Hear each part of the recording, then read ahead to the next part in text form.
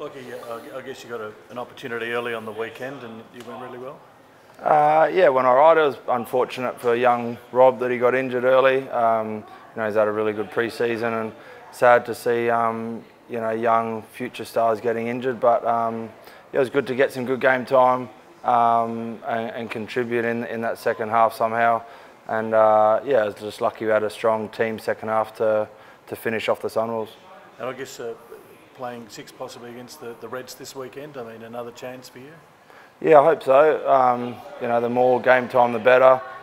We got some good back rowers there that can all play different options there at 6, 7 and 8. So, yeah, hopefully, tough test up there at Suncorp, especially in the forward pack. They'll be really strong and physical. So, hopefully, fingers crossed, get up there and play well against the Reds. And just on the performance of the Brumbies, it looked a little bit scratchy at times out there against the Sunwolves? Yeah, I guess so. It's round one. I think probably as spectators we didn't give them enough credit that how far they've come in 12 months.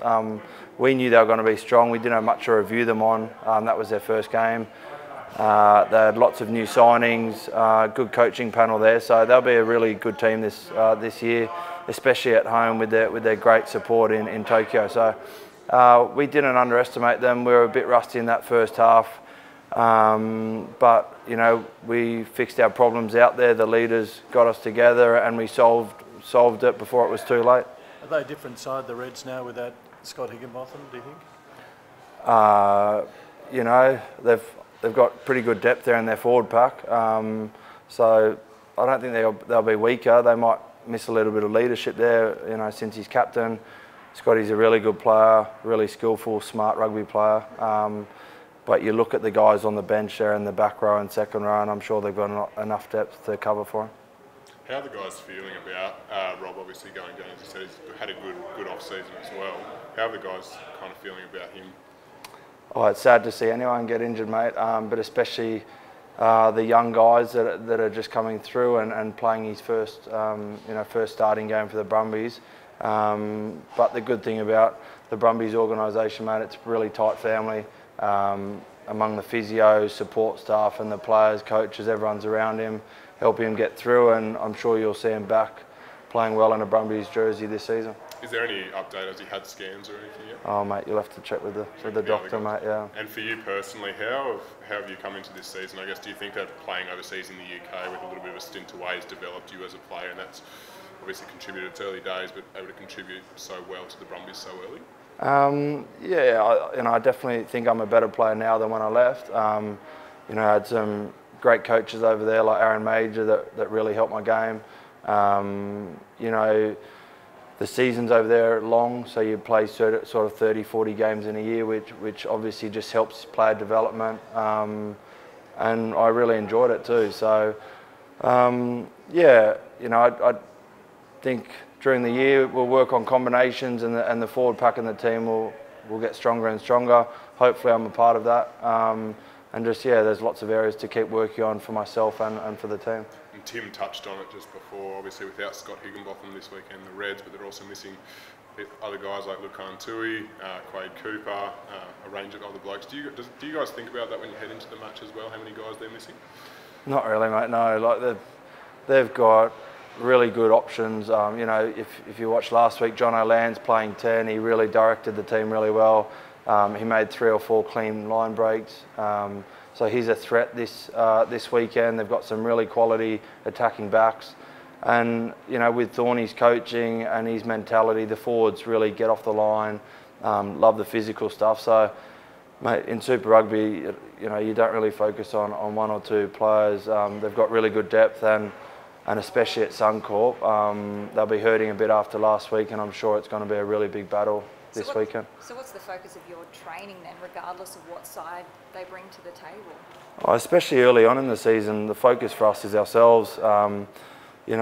Making sure we're clinical, making sure we execute when we have opportunities, making sure the set piece is up to scratch. So, yeah, this early on in the season, when you can only go on maybe 1 trial match to review or 1 super game, you got to make sure your performance is up to standard, and that's what we've been doing post the Sunwolves game into Monday, Tuesday. And you had some pretty good moments on the weekend, a bit of a miracle pass to set up a try. Are they moments you'd hope to replicate next time around? Oh, no, you know, pretty lucky just being in that spot at the right time. The first one, some really good play between Izzy and Tommy, and just being on the end of that. And then the last one, that, you know, the shape we're playing, we get opportunities out wide to finish as back rowers, and yeah, just lucky I held on to it.